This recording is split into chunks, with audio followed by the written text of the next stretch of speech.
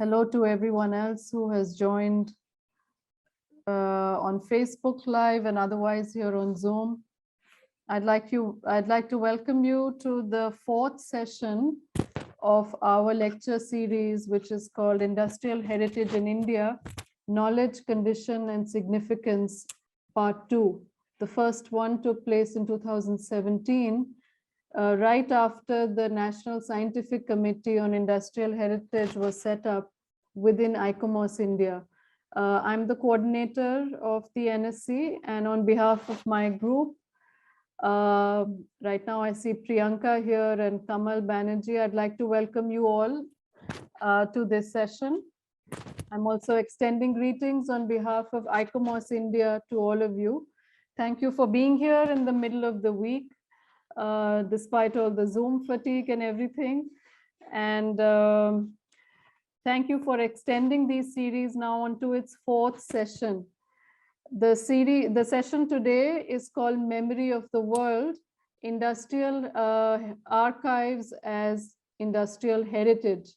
And just to give you a little insight of where we are coming from to host a session on this today, UNESCO set up the Memory of the World program in 1992 in response to the growing threat to the various documentary heritage that exist in the world. There were three core ideas to this. The first was to facilitate preservation by appropriate techniques to the global documentary heritage that exists. The second was to assist access to the documentary heritage. And the third was to build awareness worldwide to the existence of this and its significance. So we are here today as an extension to talk about the memory of work. Indian memory of the world has recently been put into action. So the Indian government, along with our various cultural institutions, are beginning to talk about this idea and see how and which Indian documentary heritage can be included onto various registries, starting with our own. And within this, industrial heritage is perhaps a category that hasn't met with enough conversation. So we are here today to talk about these ideas, to open up conversation on business heritage. And for me, one very interesting thing that I came across several years ago from Japan, which was Japan's first inscription to the UNESCO Memory of the World, was a set of paintings and writings by a coal miner called Sakube Yamamoto, whose personal archives of drawings and recordings was finally inscribed, I think in 2011, as the Japanese Memory of the World. And this is a fascinating collection because it gives us a very humane, very personal, very authentic understanding of the daily lives of working in a coal mine. And Yamamoto diligently just recorded his daily events in the mine. And as the registry says, he recorded them just as they were. And that's what makes them extremely valuable and insightful for us so many centuries down. And such is the sort of attraction or the value of this documentation, whether they are done as personal memories or as business archives. So today we have two fantastic speakers with us, and I'm so glad to have them both together because the two of them together bring to us two names that we have all grown up to in India, which is the Indian Railways and Godrej. And to have them together is to be able to speak and to learn about what goes on, so to say, behind the scene of these large enterprises that make up our, very Indian lives. So we have with us the two speakers, but I'm going to hand over to my colleague Priyanka Panjwani, who's also the coordinator for the National Scientific Committee on Risk Preparedness, to talk a little bit about the speakers and to take the session forward. So thank you all and welcome. Thank you so much, Malshri. Hello, everyone, and thank you for joining us this evening. I am Priyanka Panjwani, a conservation architect from Mumbai and a member of Emerging Professionals Working Group of ICOMOS India, as well as of the Industrial Heritage National Scientific Committee. It is my honor and great pleasure to welcome you all to today's session, Memory of Work, Industrial Archives as Heritage, which is supported by ICOMOS India National Scientific Committee on Documentation on 20th Century Heritage and Emerging Professionals Working Group. Please bear with me as I give you a brief introduction to each committee. The ICOMOS India National Scientific Committee on Documentation aims to encourage and promote the development of principles and good practices for recording, documentation, and information management of cultural heritage in line with the SIPA Heritage Documentation Guidelines. The National Scientific Committee 20th Century Heritage is interdisciplinary in its membership and recognizes the diversity of regional and cultural expression in 20th century heritage. It focuses its efforts on identifying, documenting, and protecting 20th century heritage as defined in the Indian context. ICOMOS India Emerging Professionals Working Group was launched in October 2019. EPWG is a multicultural, accessible platform that channels the progressive, uplifting, and enabling environment for emerging professionals in the field of heritage and culture to foster and facilitate intergenerational engagement and maintain ICOMOS's scientific relevance. Thank you. Our first speaker is Ms. Vrunda Pathare, and today she will address the topic of archiving memory of work and preserving industrial heritage with the case study of Godrej Archives. Ms. Vrunda Pathare is presently heading the Godrej Archives Business Archives of Godrej Group, which she was instrumental in setting up. She is currently a secretary of section on Business Archives of International Council on Archives and of Oral History Association of India. Ms. Vrunda is also serving as a member of the steering committee for the Dr. Avabai Wadia and Dr. Bomanji Khurshedji Wadia Archives for Women. In the past, she has served as a member of the advisory board of Raj Bhavan Archives of Government of Maharashtra and also as a member of the Indian Institute of Management, Ahmedabad Archival Committee. She has also been on the board of studies for the Department of History at several colleges in Mumbai. Ms. Vrunda has been trained in the records management from National Archives of India and holds a postgraduate degree in history from the University of Mumbai. She has been a resource person at many national workshops and has presented papers on aspects of archiving and on business archives at both national as well as international conferences. Thank you, Ms. Vrunda, for being with us today, and we are excited for your presentation. Please take the virtual floor. Yes, thank you, Priyanka, for that generous introduction. So first of all, I would like to thank ICOMOS for organizing this really very interesting event, and I'm actually looking forward to the next speaker as well. And thank you especially to Molshri, who for inviting me and giving me this opportunity to address the gathering today. And I'm also honored to actually share this space with Vinita Srivastava, who is Executive Director of Railway Heritage Railway Board in New Delhi, and I'm really honored, to be sharing the space with her. So I would actually, I was actually quite intrigued when I saw this poster. At the backdrop, I could see the first patent that Godrej received for the springless lock, and thank you, Molshri, for that. It was really lovely to see that, in the poster as well. And because I'm sharing the space with Vinita, I thought I would first like to begin with this. Because whenever we see this building, which the Mumbaiites and the dwellers in Mumbai are really familiar with, and this is also the UNESCO heritage, and this is the Chhatrapati Shivaji Maharaj terminus, earlier known as Victoria terminus. So so this is an impressive building, and whenever we see this, instantly even a common man would understand it as a heritage. And we often look at these buildings which are really monumental and also aesthetically pleasing, as a heritage, and we are never confused with that whenever it comes to that. But when we look at such kind of a buildings, whenever I roam around Mumbai, I keep clicking these pictures, and this is beyond this compound there is this one structure which is part of, again, the Lovegrove, the pumping station that used to be there in Mumbai near Wadley. And now, of course, it is being repurposed. Of course, they are thankfully maintaining the original structure in a very interesting way. But, we really haven't really, started expanding the scope of our, definitions of heritage, especially when I'm like thinking from like a common man's or a layman's perspective. We still haven't been like, registering these as the structures which are really very important as far as the industrial heritage is concerned. So whenever I roam, like, because I grew up in Prabhadevi and Wadley area, so whenever I like roam around these places, I have seen, the great transformation that is happening because of the whole deindustrialization of this particular build.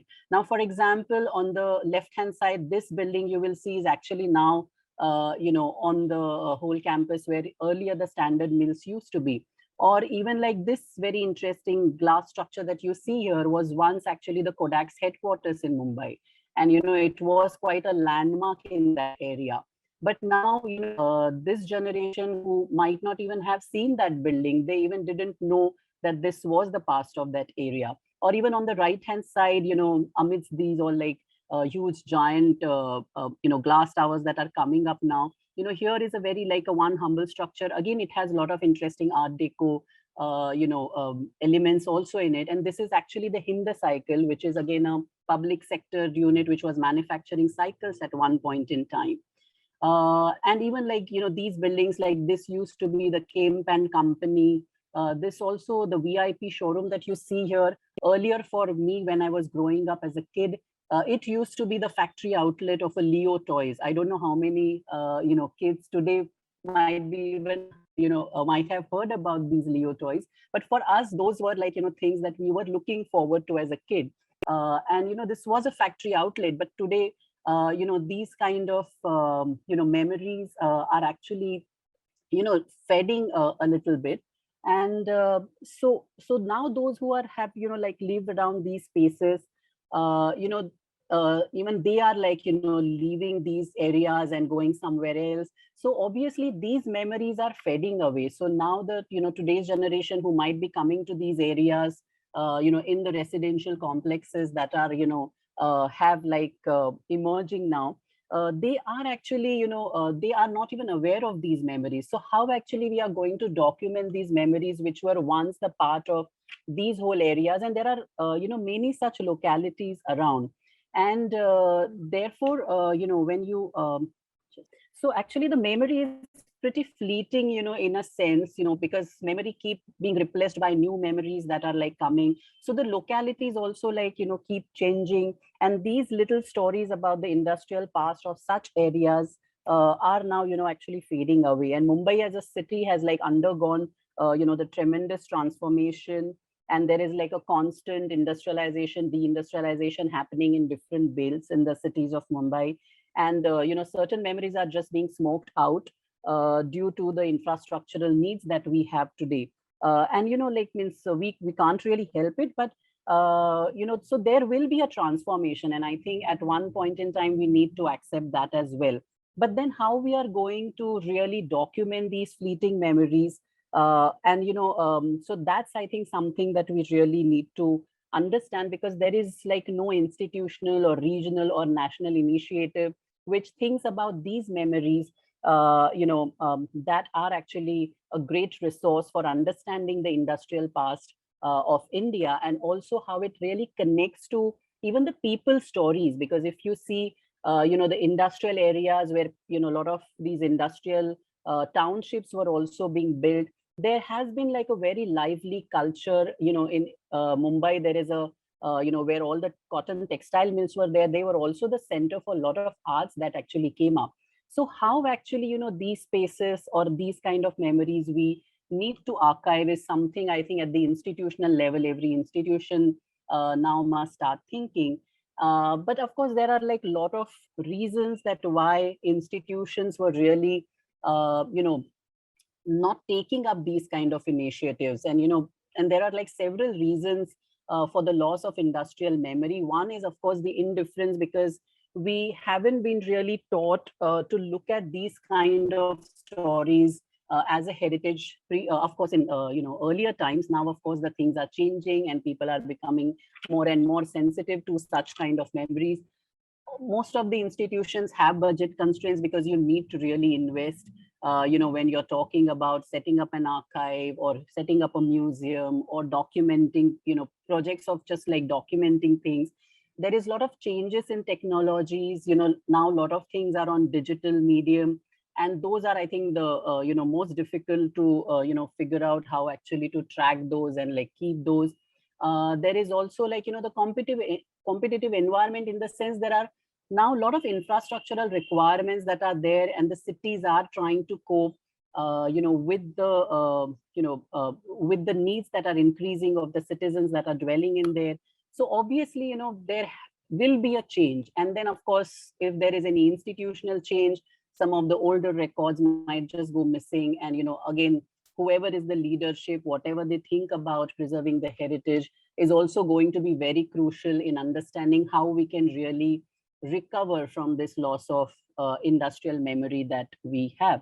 But of course, slowly things are changing. And, in 1960s, when the business history actually became part of the curriculum of Indian Institute of Management, Ahmedabad, Dr. Dwijendra Tripathi, who pioneered in this field, he was a business historian, and he started urging a lot of businessmen and companies to think about, preserving their documentary heritage, and, so that the management students can learn from it. They can actually create case studies, and, these can be then used for, them whenever they are actually going to be part of such corporates. They can actually learn from these case studies. And therefore, he was also part of the Indian Historical Records Commission.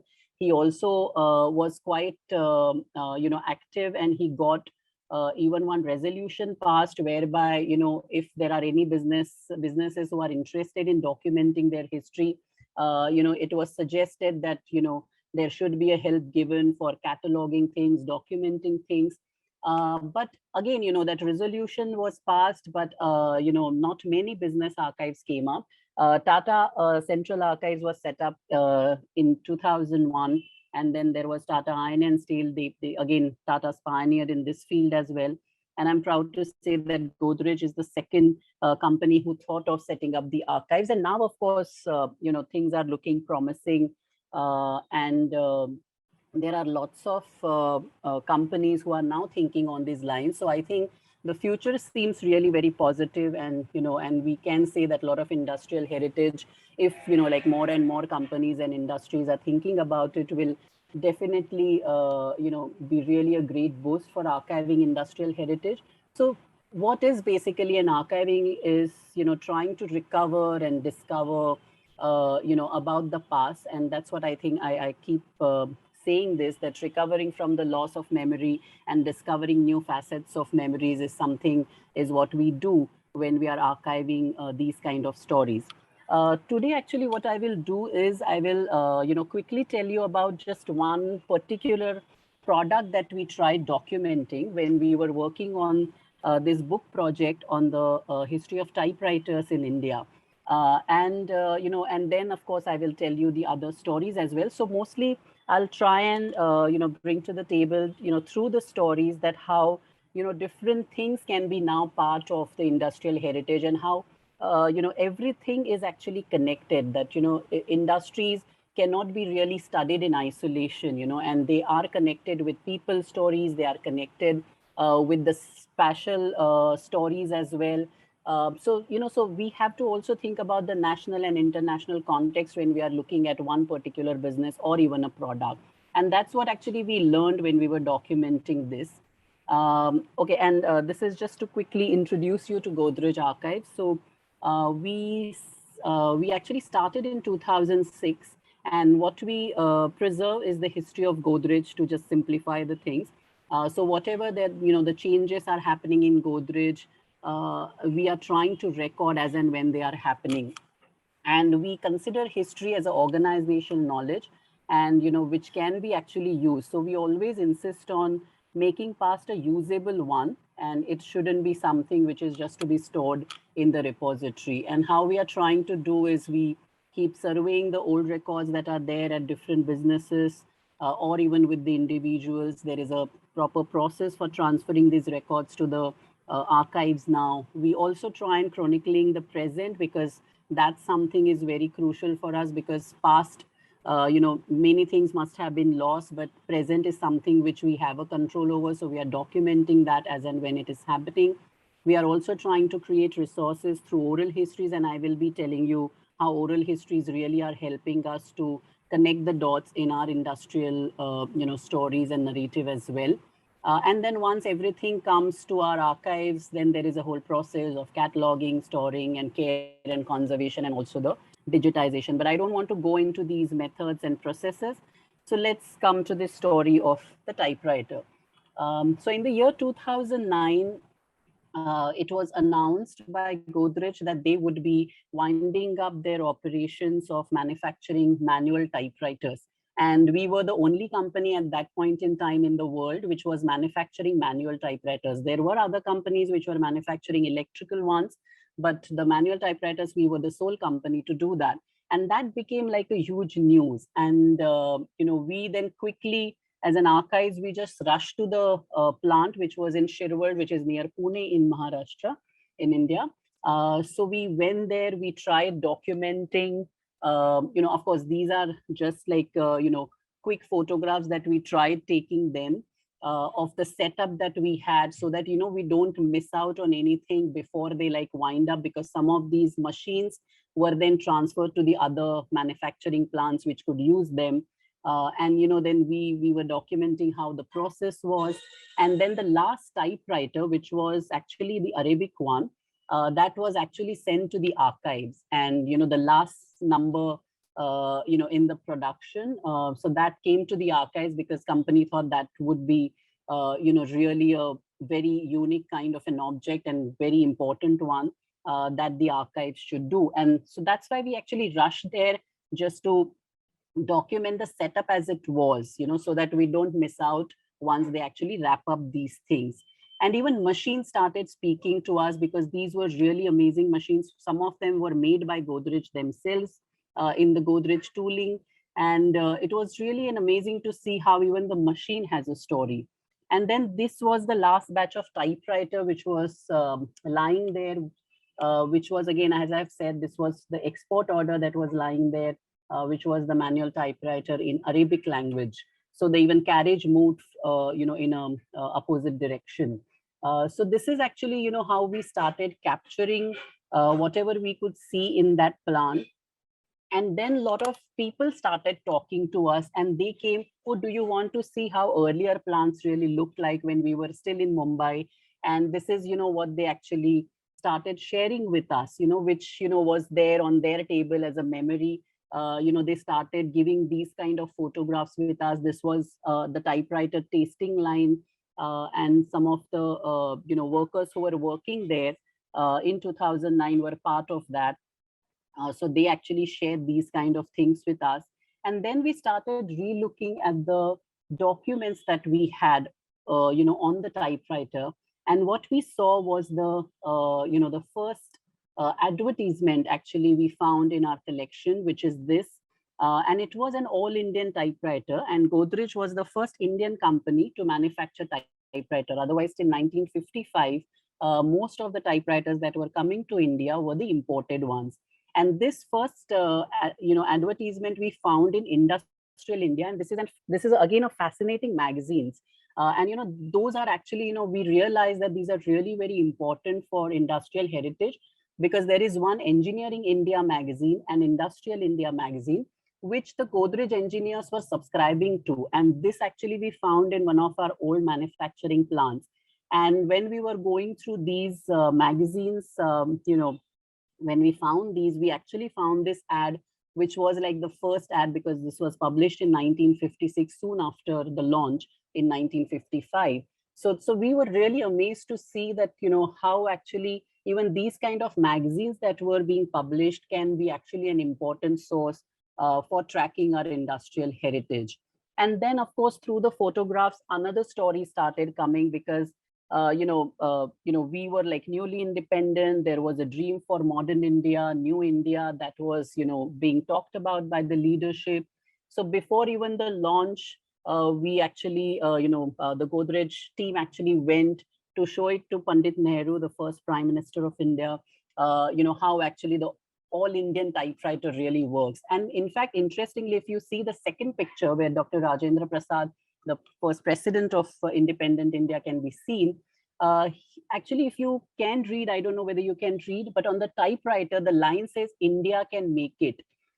Means today, of course, we are discussing the same narrative, but this is actually how, Godrej tried advertising the typewriter, saying India can make it, because for the first time, this was a very complex machine that was being made by an Indian company, because it had almost 1800 moving parts and everything was made in-house except for just 4 parts, the tiny ones which were imported.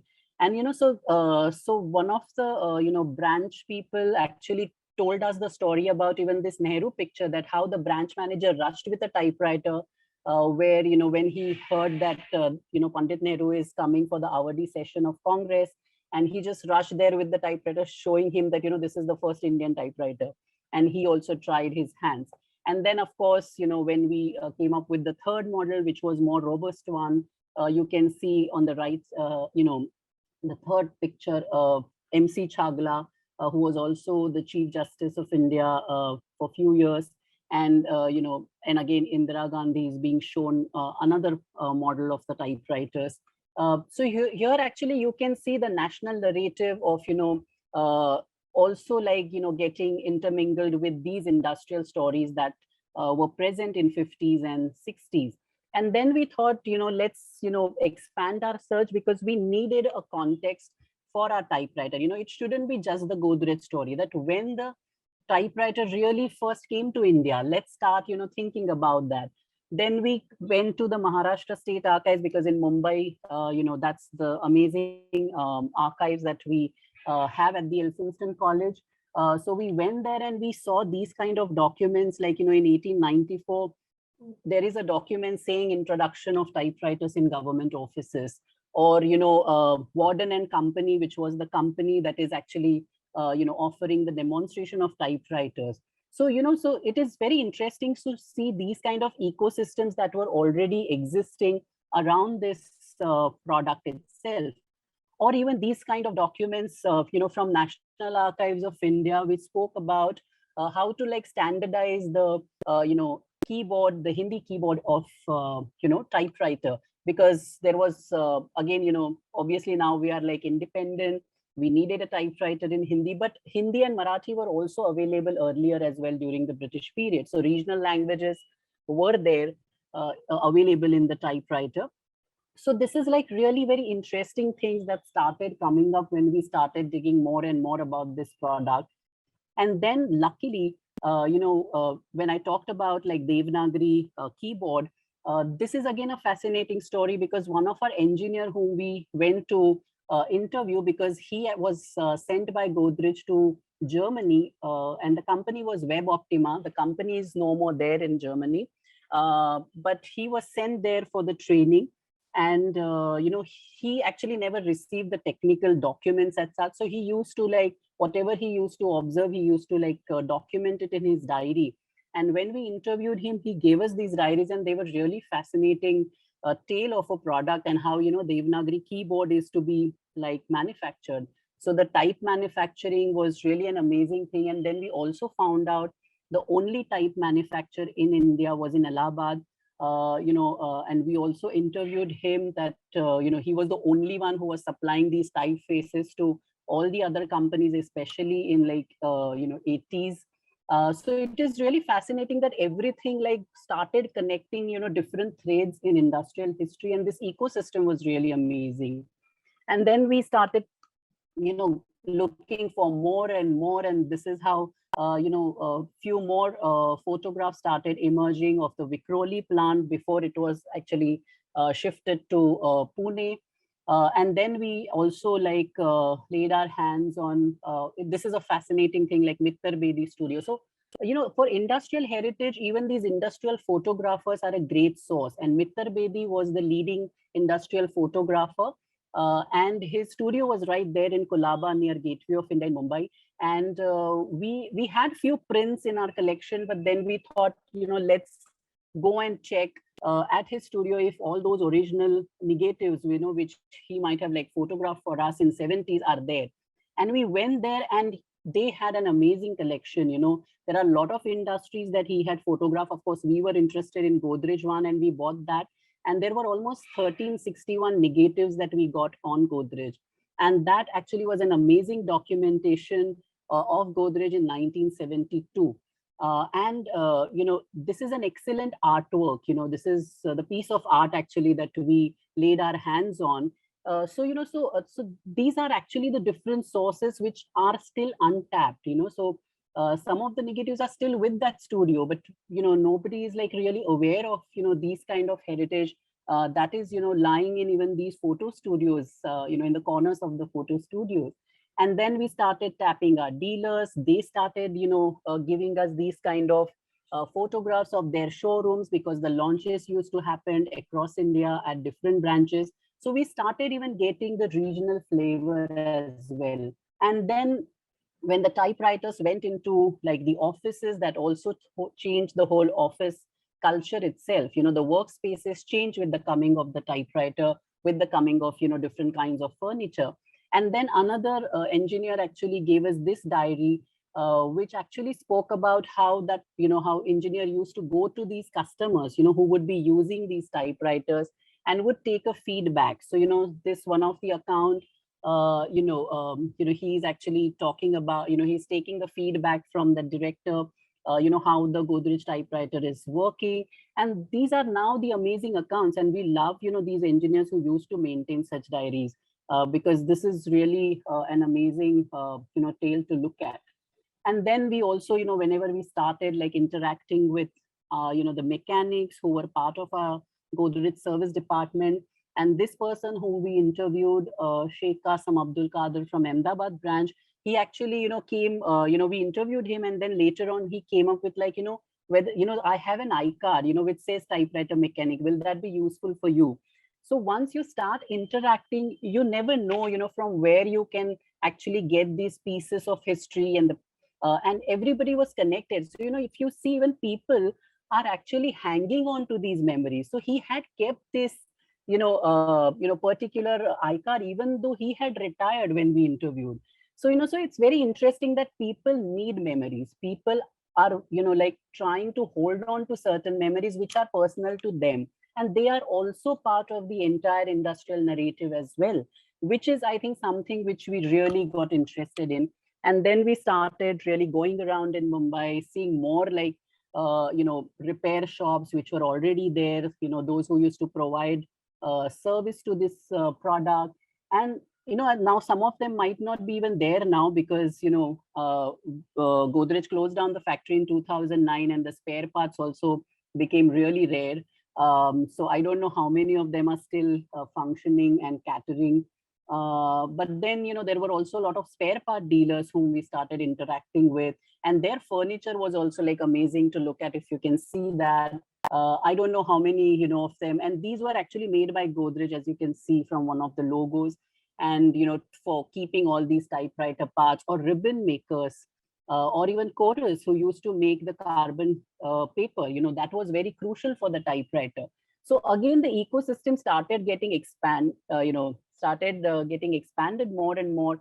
And we really started enjoying this product, because it gave us so many stories to look at. And then the users, the journalists started telling the stories, the authors and writers started telling us the stories. This is a NAM convention, the 7th NAM convention that was held in New Delhi. And there was a dedicated journalist area where, Godrej provided all the typewriters. So this really was an amazing piece of history as well. And then that also brought us to the street typists, which is actually part of, means if you are like going to the court areas, you will still find these typists, with their typewriter on the road around the court areas. That itself is a very interesting industry, because these are kind of entrepreneurs with one typewriter, and they are earning on that. And then we also found that there are typing institutions which are still there in Mumbai, and also across India. We were actually, even in Kashmir, we found one small typing institute. So this was really amazing to see that, that was still there, even though we had like computers from 90s onwards, the typing was thriving. And, in the areas like Girgaon in Mumbai, there are still like 2 typing institutes which are still surviving. In Kalba Devi area also. It is really amazing stories to look at. So then we actually, put this together in a form of a book, which is already available on Amazon. So it's the title is With Great Truth of Regards. So this is how actually, this is just the teaser of our book, which I would like to show you. Just a second, yeah.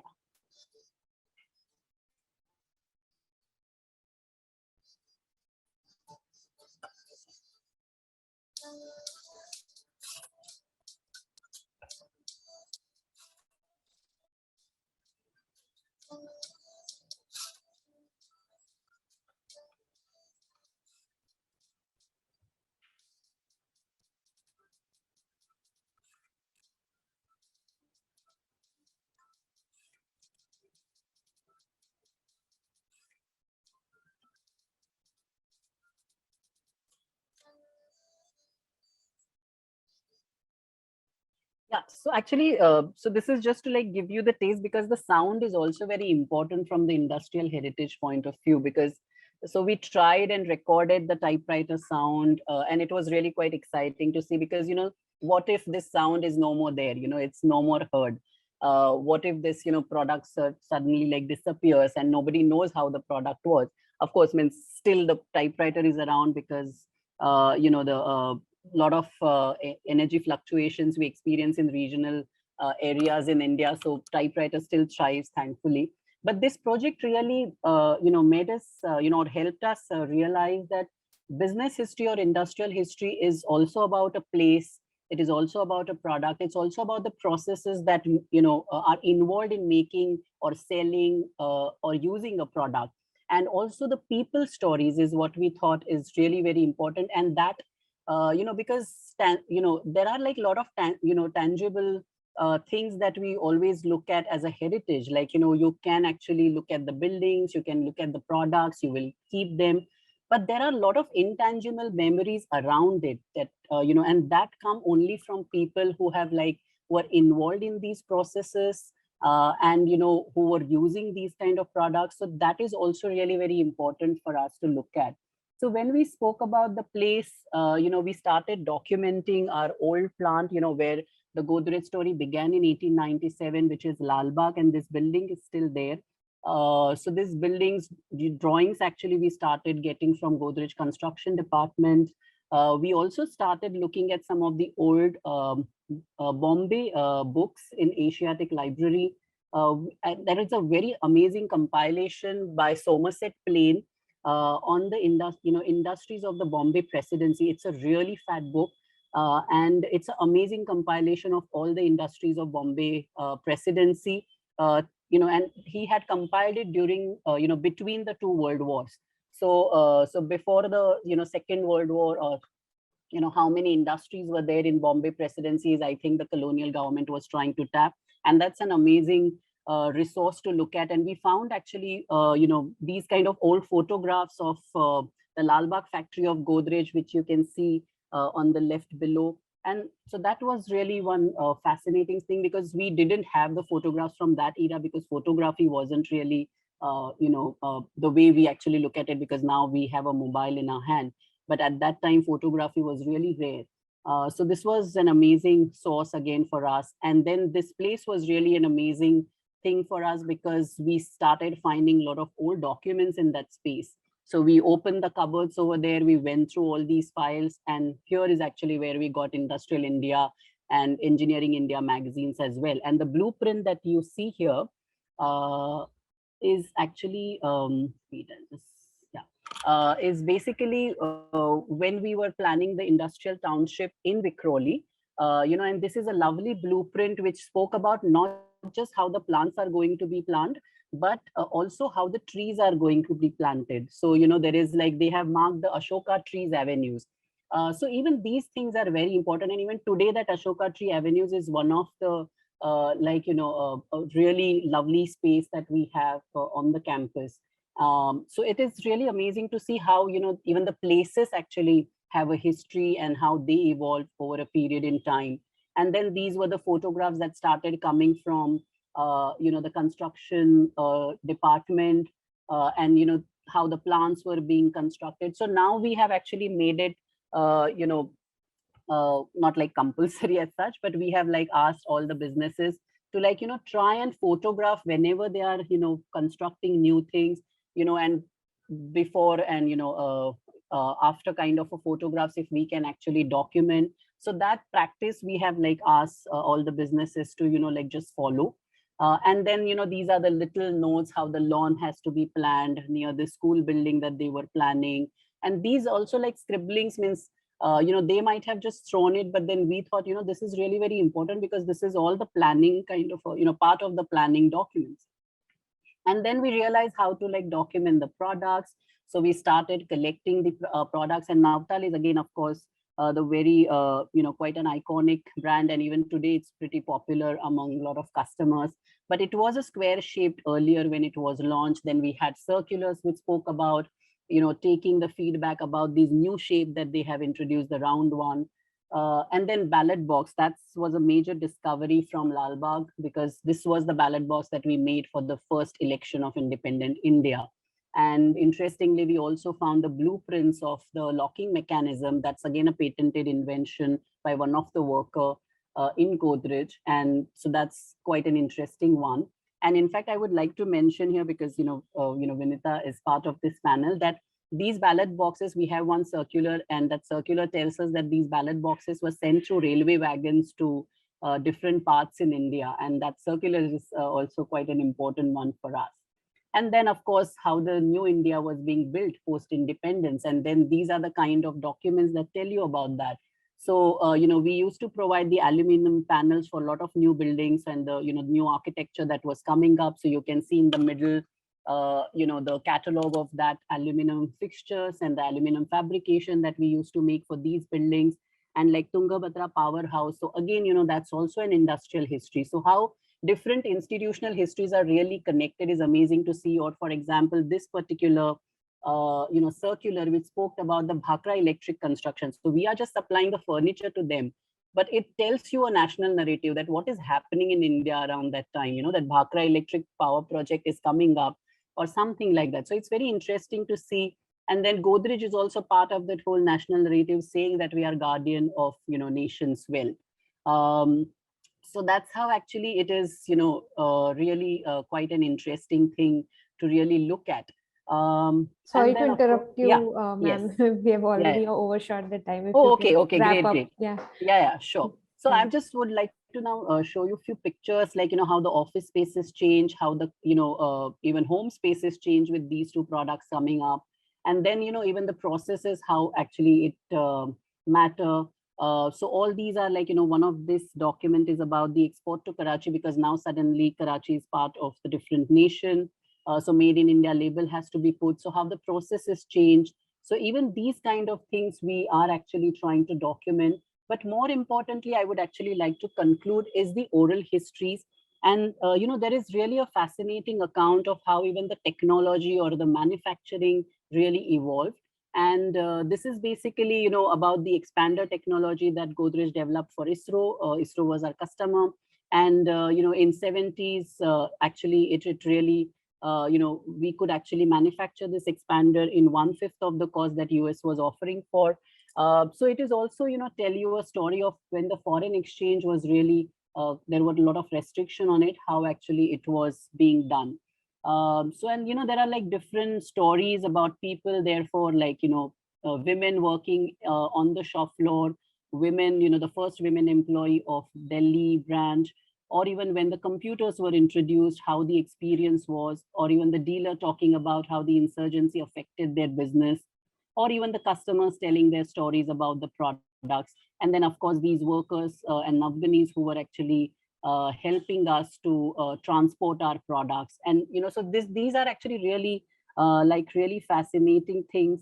But this is my last slide. And, but we want to, I also want to add that memory is not just the storage, but it is like a, continuous search for meaning through these. And, therefore you have to make it a usable past and, engage in more meaningful ways. And for that, you need, the digital archives, because then you can actually make it more accessible. And I think Vinita would be talking about that. So I would actually like to end over here saying that, memory is not just the storage, but you need to like continuously engage with it in different ways and make it more accessible and more meaningful. So thank you all. Thank you a lot, Ms. Vrunda, for this enlightening lecture about reasons for loss of industrial memory, the rich history of Godrej typewriter, and the several untapped resources for industrial heritage cultures that you showed in this presentation. Now I would invite Ms. Vinita Srivastava, who is our next speaker, to present her talk, which is titled Reading Between the Lines, Archives of the Indian Railways.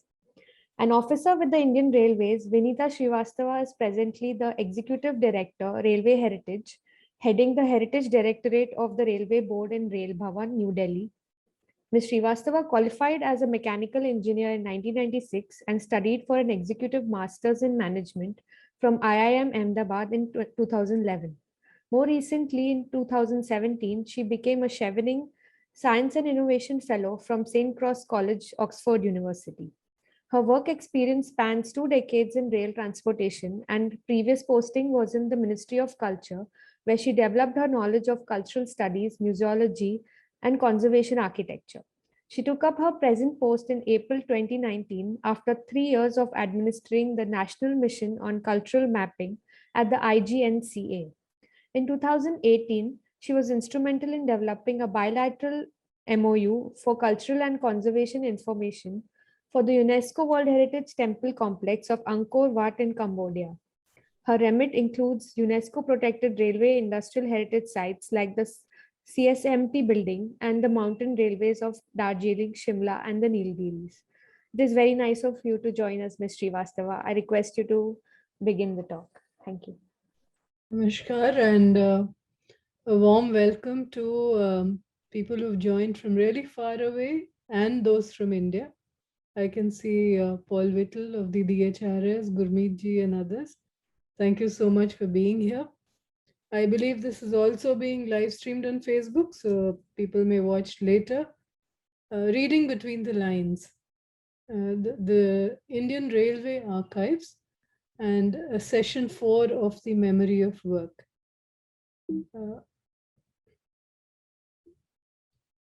First, a thank you to ICOMOS, the National Scientific Committee on IH, to organize this, and a thanks to Vrunda and the lovely story of Godrej. It resonates with me because my dad was also a journalist, started his career with Filmfare in the Times of India building in Mumbai. And one of our tasks as children was unspooling that ribbon. That's also a family heritage because that's my niece on the screen, just having perpetrated the same crime. So thank you, Vrindaji, for preceding us with such a lovely narrative.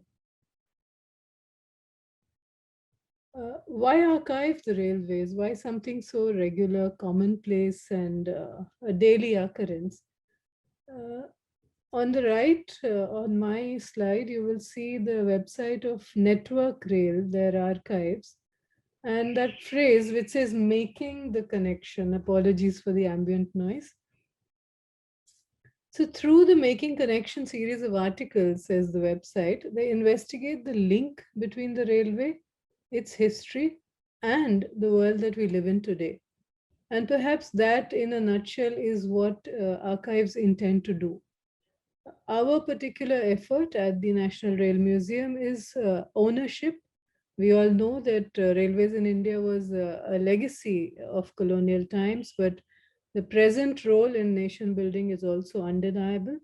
So an ownership of our own heritage, of its interpretation and narratives, and providing an archival access with a service mindset for anybody at all who has a fondness for the railway, who wants to make that connection. Nostalgia, of course, powers us, powers the efforts, and the friends of NRM who are so fond of it are deeply driven by nostalgia.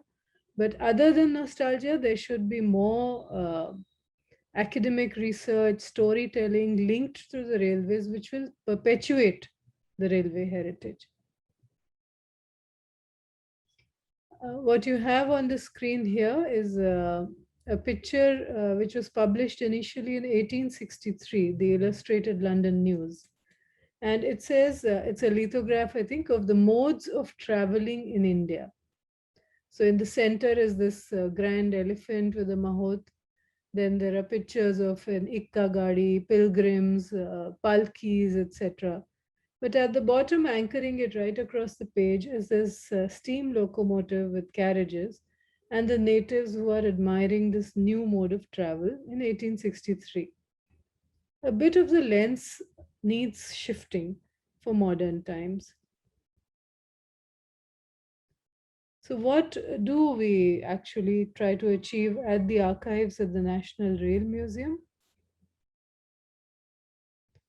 Our archive is a repository of books, documents, photos, maps, and drawings, some of them beginning from the 19th century. Just around the time that steam locomotives were getting phased out, the National Rail Museum in Chanakyapuri, over 10 acres of space, collected not only artifacts but also significant documentation. So now the collection has photographs, maps, and drawings on various media, some of them requiring conservation, but yes, all in one place to delineate the history of railways in India. So we have some books, a handbook of armored trains from 1914. Some of them have interesting annotations. The officers who have used those books have written there. So it is a significant collection which tells its own story. There are drawings and maps and blueprints as well. The hand-drawn maps are indeed indicating the level of detail and planning that goes into laying the railway. There are photographs of important bridges, stations, some VIP visits, state visits, and international visitors, a locomotive in operation or under maintenance, and all of it outlining the time and the geography of railways in India. So over 1 lakh pages of reports have been kept presently in compactor storage. This is the focus of our digitization effort. To begin this in 2019, a memorandum of understanding was signed between the National Archives of India and the National Rail Museum. And what this meant was that we were able to get valuable guidance, especially regarding the metadata organization. So once we had all the material digitized, how we could curate collections from it and how to. The first focus was, of course, to have all this material in digital form, and the next to have metadata to ease its access and retrieval for various themes. Our implementation partner in this effort is the Center for Development of Advanced Computing, CDAC, who has several prestigious archives. Even in IGNC, they have worked on the Vedic Heritage Portal and others. And so they are working on the ground to help our digitization effort.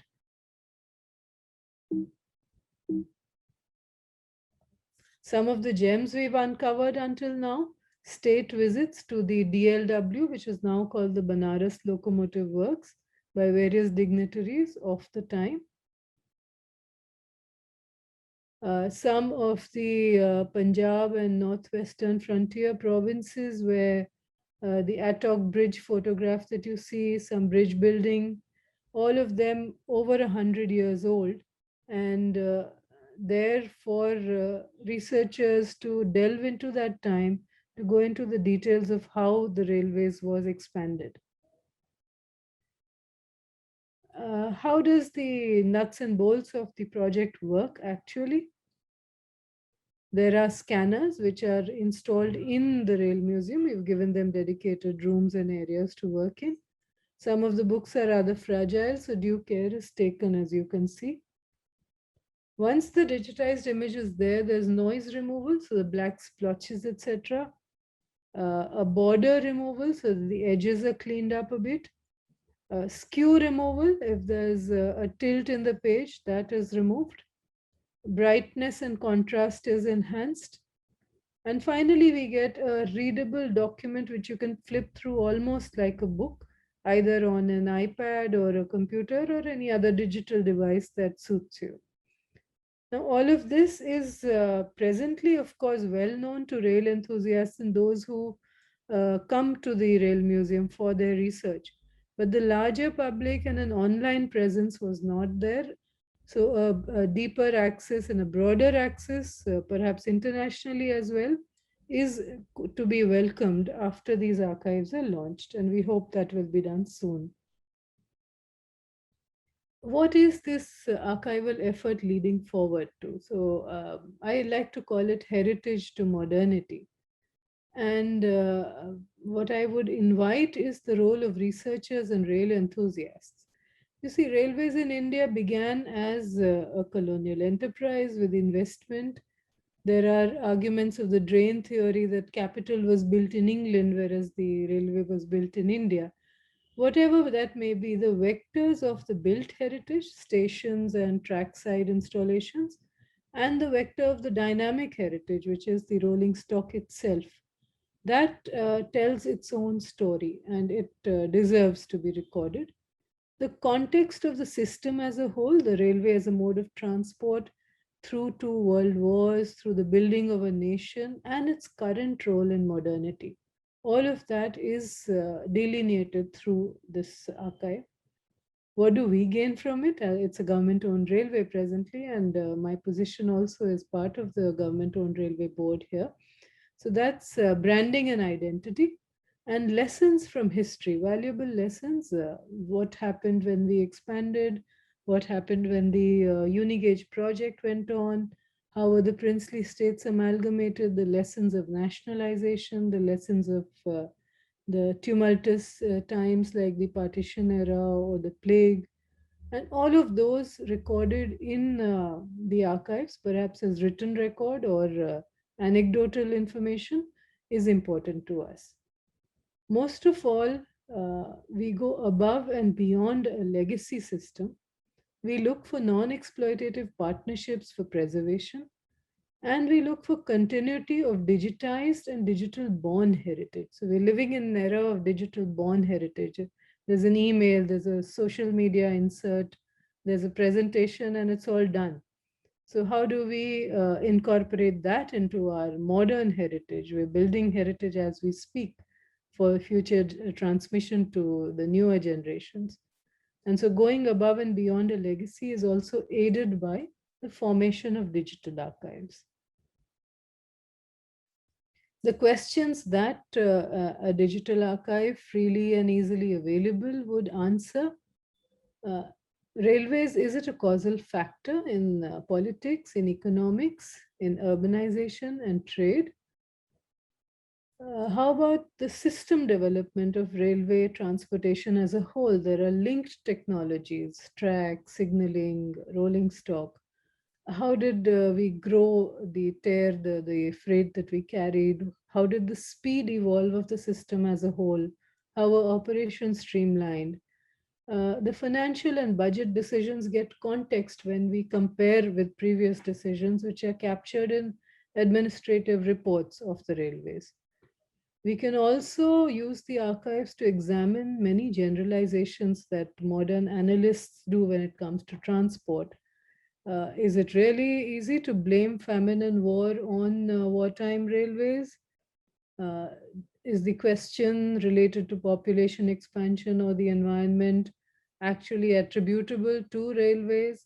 Are those generalizations correct? Maybe we'll find answers in the archival material. And that is why I've called this presentation Reading Between the Lines.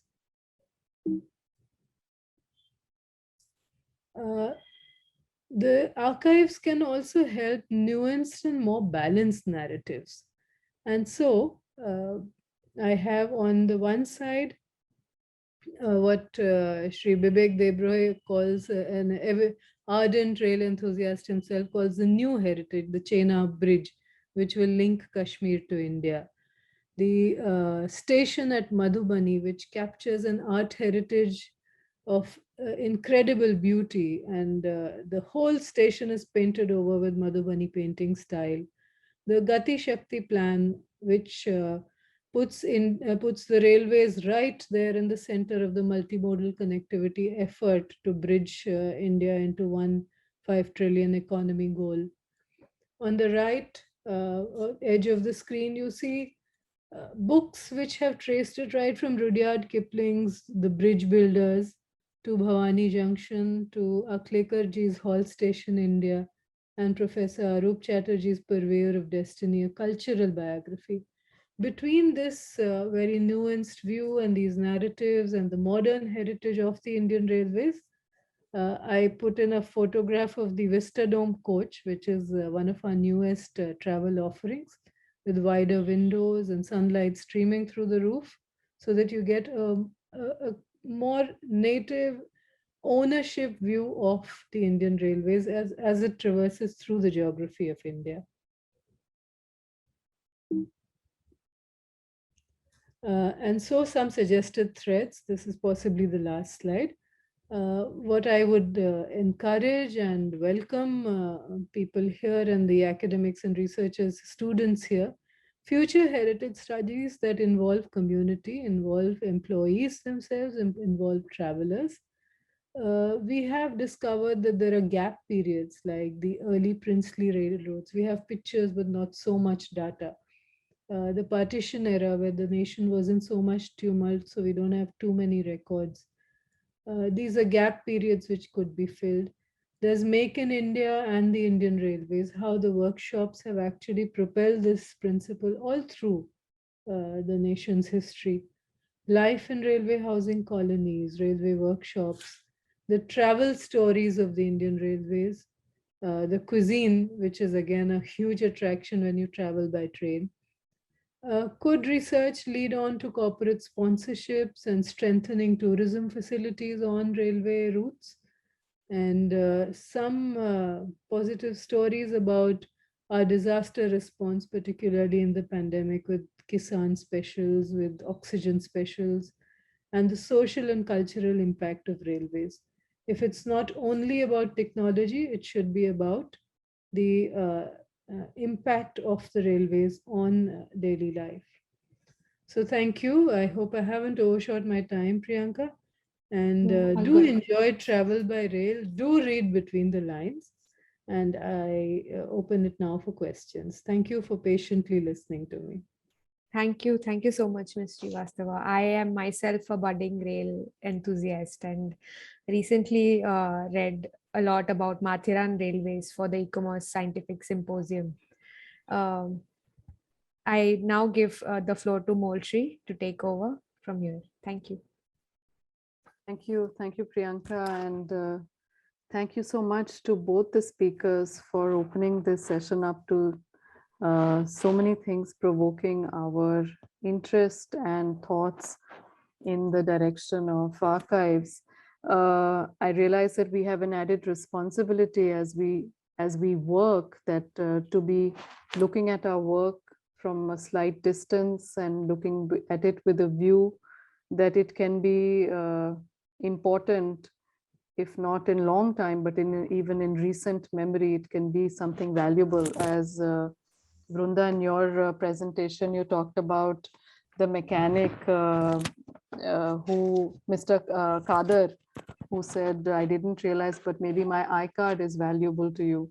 So very interesting that memory with some interpretation and access could actually construct heritage in some manners and be useful to a greater community.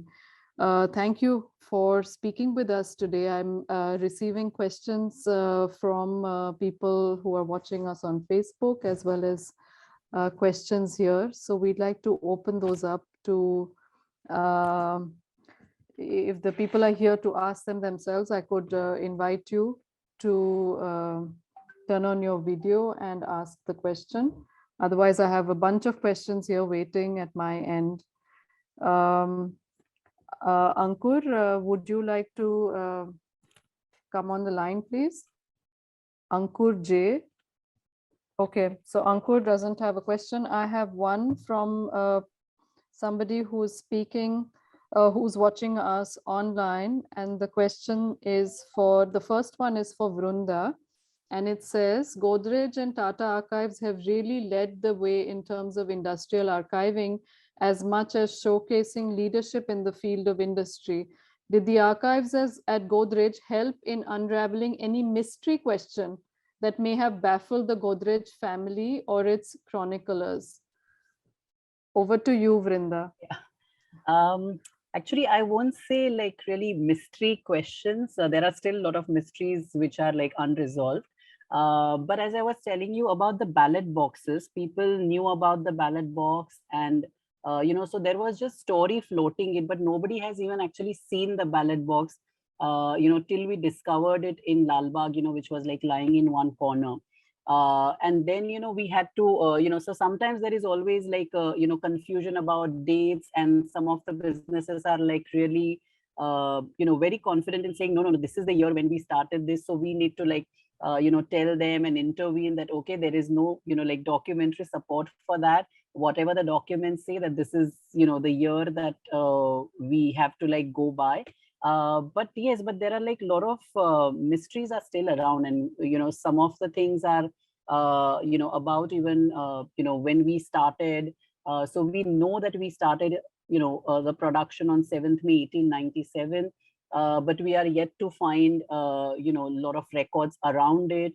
So yeah, so there are like so these are the things which we keep answering whenever the brand managers are actually talking to us, or the legal is talking to us, especially about when we introduce which product. And there are a lot of confusions around the dates, so we try and solve those, but there is not like one particular mystery that we have like tried to solve at such till now. But yeah, but there are like a lot of these little questions that keep coming up. Thank you, Vrinda. There's a question from a rail enthusiast for Vinita ji, and it says, EIR, which is now ECR in Bihar, has great links with Mahatma Gandhi, as he had arrived on his first ever visit to Patna in Bihar on 10th April 1917 on the way to Champaran. The current Patna Junction building was constructed in 1939, and Gandhiji had come to Patna riding a third-class compartment and alighted at what was then a 19th century Bankipur station. No trace of that historic station exists today. Do we know from the archives when it was demolished? And since we have lost it, does railway have old pictures, maps, layouts, planning details, etc.? Or has any plans to revive the heritage of sites that have been demolished? Okay, thank you for that question. The name of the person again, please, Marjorie. This is from Kunal, who's a rail enthusiast and independent researcher. Wonderful. So Kunalji, first of all, your question relates to Mahatma Gandhi. So I'd like to mention that in the 150 years of celebration of the Mahatma, we've had a very well received exhibition at the National Rail Museum, where we collaborated with the Rajghat Museum on the same theme, and it was a shared effort. Your particular question about Patna and Bankimpur, I will have to check back and get to you. Perhaps you can drop us a mail and we'd be happy to fish out the details. The effort during the 150 years, I remember, to trace the rolling stock on which the ashes were carried, his last journey, and various other pictures and memorabilia was fairly extensive. We had a year to prepare for the commemoration. And so a lot of effort has gone into it. But this particular material, whether it is available with us or not, I will have to check and get back to you. Thank you for your question. Thank you, Vinita ji. There is a comment here, and there's a question that I have, so I'm going to tie these two together. Professor Vineet Mirka says that it's a great presentation from both the speakers, and we look forward to any collaboration for a future research or documentation opportunity with the college, with Railways or Godrej. And my related question to that is, when Vrunda spoke about, rushing to the typewriter factory to rescue whatever was possible, there lies, I think, a certain idea of the work that archives can do to sites that are under threat or have been demolished as a first response team, rushing in there to capture whatever can be saved. How can we build that understanding with young professionals and students of conservation and architecture? And this is a question for both of you. We are, of course, witnessing at a great speed losing a lot of industrial heritage in India, particularly also railway heritage. If there is anything out there for archive, any kind of a direction that those engaged in archival works and documentary heritage can take up to be this kind of frontline response team to loss of, say, the built heritage in this case. And this is a question for both the speakers. Yes, I think you have actually, brought out a really a valid point. So even when we started in Godrej, we realized that, we need to create this awareness among the Godrejites themselves. For example, when we were approaching them earlier, when initially this whole talk about the archives started, many people believe that, it must be only, about just the Godrej stories and only the whatever the top management is doing. But then when we started interacting, across the hierarchies, people started, actually relating more. They started sharing their stories, so workers started sharing their stories. So we actually, started meeting people, whoever has worked with Godrej for many years. And then we also realized that we need to create this awareness. So even though, our collection was really small, we thought there should be few ways that, how we should communicate with our employees. So we then started become an archivist kind of a campaign or an intranet website, putting up one photograph and, asking people to identify people. So people started getting more and more involved in it. Then we also started these little archives corners at, different businesses, saying that, whatever you think is historical, or important from the business's history point of view, just drop that in this box. So do archivists have this understanding of their own role, that they could be a first response team? Do they see their role in an emergency like that? Actually, yeah, that's actually really a great question. What's the view from within? Yes, no, actually means I always advocate that, now archivists cannot be really very relaxed and be comfortable in their own zone. And, because we archivists love being with the files and with the records. And, we would be if you just leave us, you will find us only in the repository. Yeah, that's how we traditionally view your job, that you will have a slow-paced life. Right. So now actually, means when you're setting up the archives, you realize that you can't really do that. You have to, come out of your comfort zone. You have to start interacting. You have to speak in their language. So when you're speaking, to the corporates, you need to know how the management works. When you're speaking to an engineer, you need to know how, the whole manufacturing really works.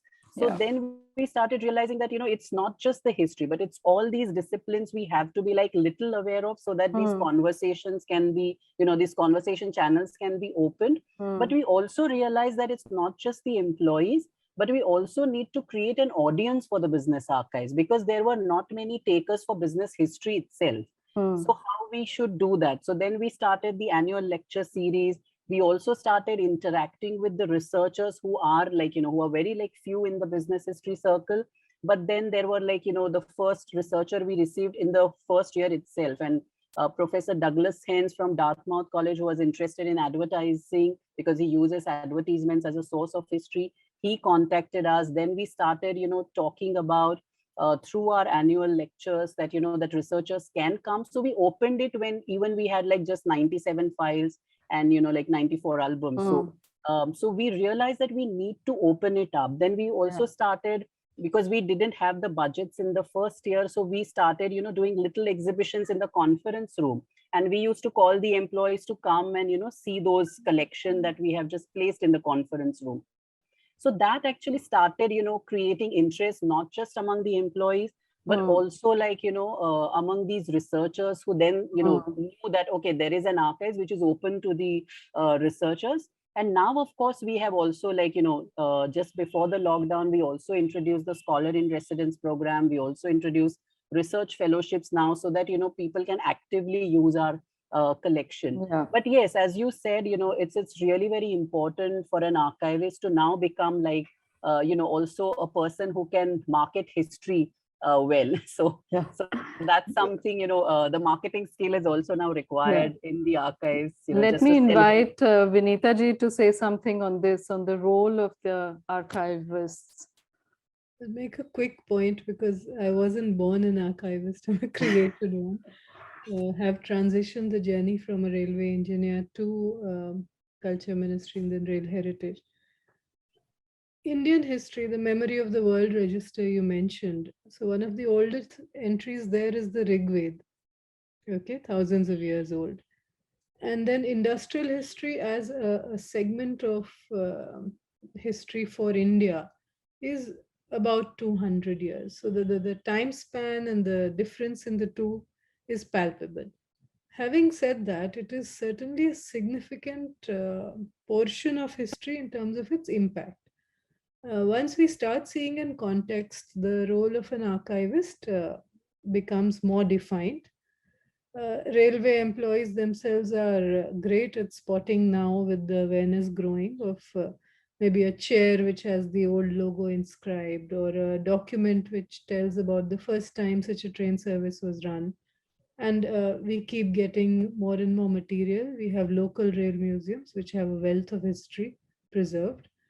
But we do not have this, combat force of archivists actually actively collecting and preserving, and having the discernment. You can't preserve everything. You cannot preserve every piece of rolling stock ever created, and there's actually no need to, as long as you preserve the memories of them. So archives is one way, with a smaller footprint, a digital way to do that. I'd like especially the academics here to go to the ICROM website and read about digital archives and sustainability. So they say digital is a continent, and how do we build a home there for heritage? A very interesting article which informs the efforts that archivists must take. Thank you. Thank you. There's a question here from Sweden, Dr. Janne of Geerstam, who's an industrial historian, has raised his hand. So over to you, Jan. Yes, I just want to extend my thanks to both the speakers, and as an historian, I'm walking a very narrow line between enthusiasm and desperation, really.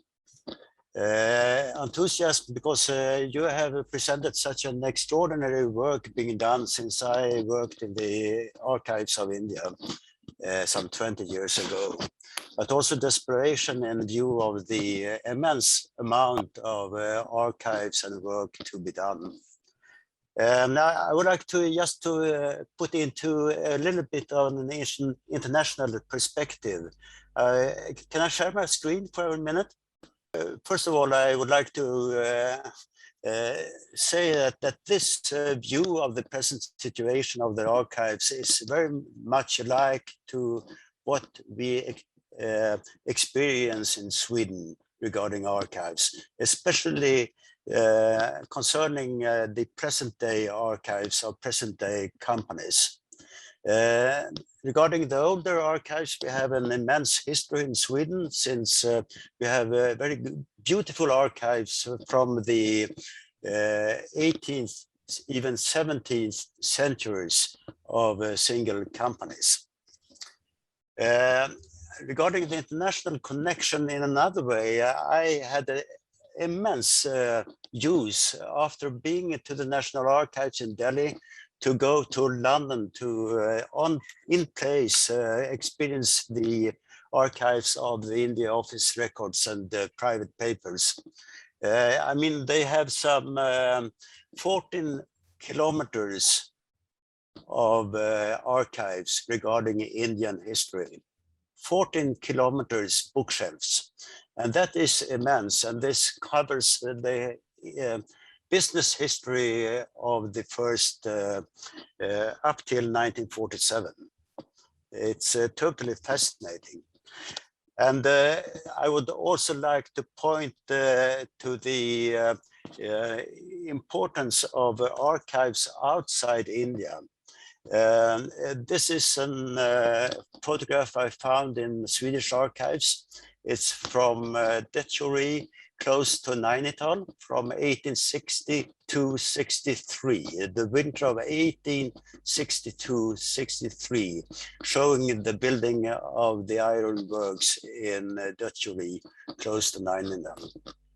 There are very many important collections and sources outside India too, concerning Indian history. That's my simple point.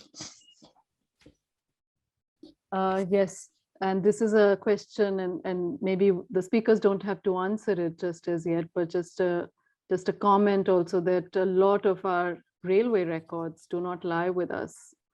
And I wonder if there are efforts to bridge this through some kind of connections. So, yeah, Vinita ji. Last year when the Ramguti loco was restored in the Rail Museum, there was also an effort to trace its history, and the French Railway Archives helped out some pictures and some record of when it was manufactured. We are aware of the India office, and the British archives are extensive, certainly. Thank you for that picture. Once our archives are sorted and we have thematic collections, certainly the server and the hardware permitting, we will link across to various international archives. That is certainly in the plan, but we have to get our digitization effort done, perhaps in the first quarter of the next year. Yeah. Oh, wonderful. So that's as soon as that. Yeah, so this is Adil Desai. If you are still with us, would you like to ask your question?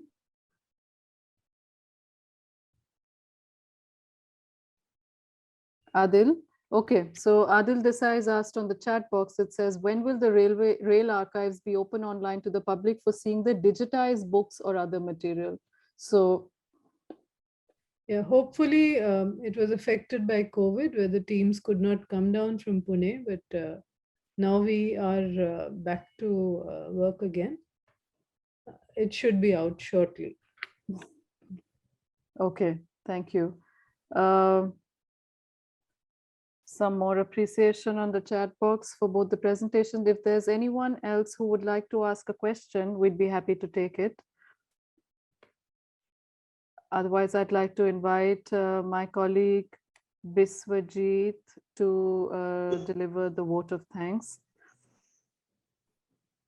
Yeah. Good evening. Biswajit, Good some evening. comments, and yes, over to you. Yeah.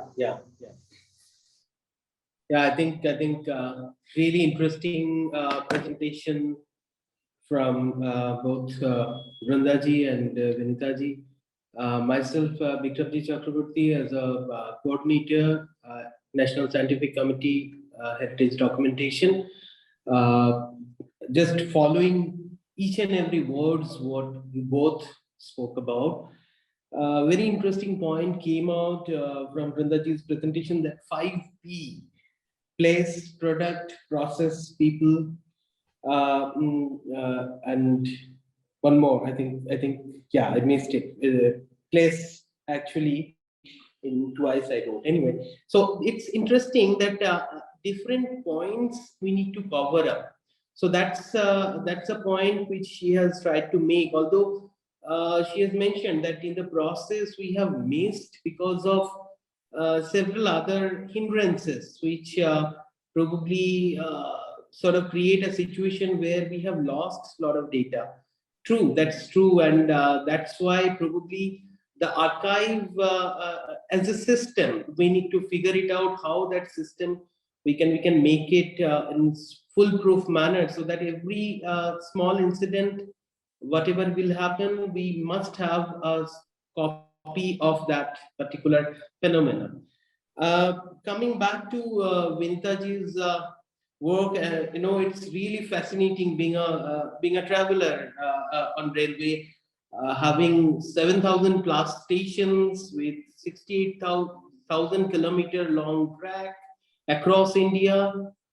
It's really tough job actually. I must say that tracking the data of so many fascinating, and it's a history of 160 years, and lot of stuff has happened before pre-independence as well as immediately after independence. Lot of sort of spread happened. So keeping a track of that is really a tenuous job, which I think Vinitaji is taking care of this.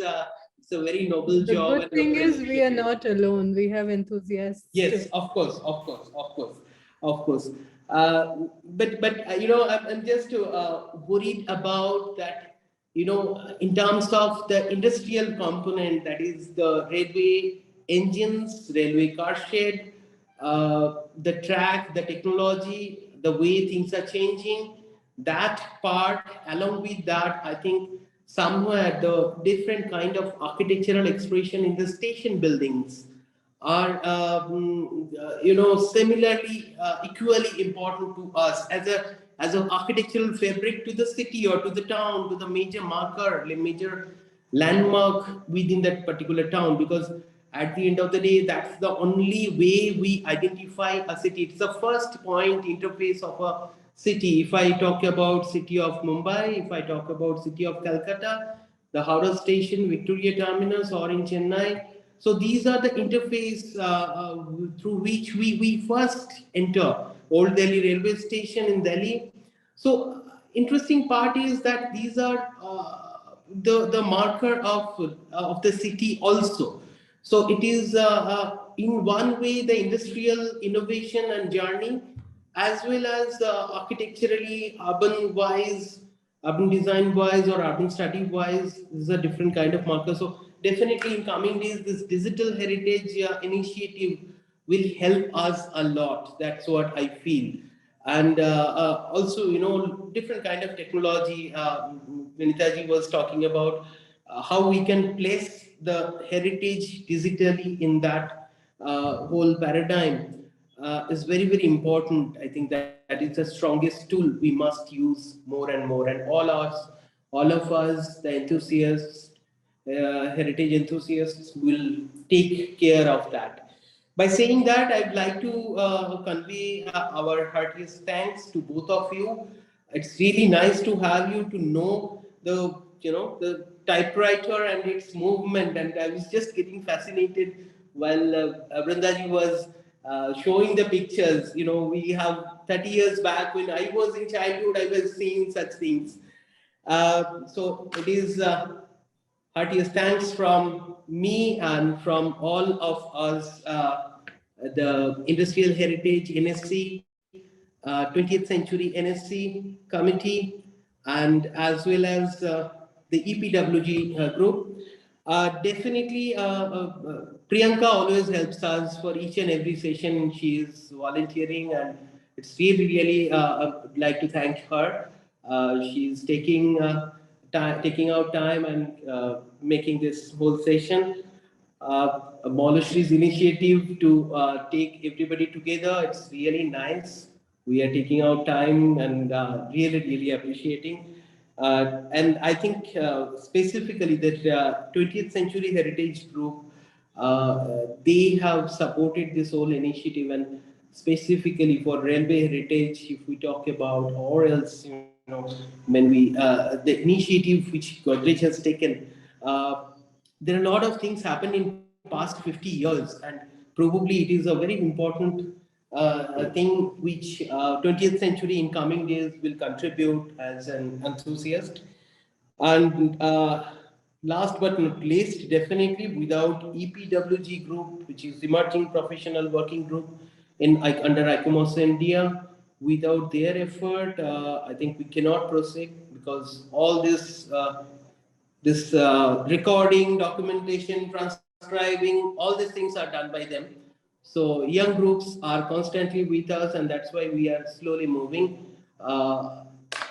So in this evening, my thanks to all of you, and I hope that in next session, which Monashi can declare in this session, we will look forward. Thank you all. Thank you. Thank you. Thank Thank you you. all. Have a good evening. And we will share the information about the next session, which is on the 15th of this month, on the metallurgical heritage of India. So we'll talk a little bit about ancient mining with two fantastic speakers, two women speakers, and I'm very proud of that. So that's going to come up on the 15th. So we extend a warm welcome to all of you. Have a nice Gender evening. balance, Monashi. Huh? Thank you. You have gender balance. Yes, there are such few women in the history of science and technology that we have to balance this way. So we are very happy to have you both Thank here. you. Thank you. Thank Have a you. nice Thank you. evening. Lovely effort. Thank you.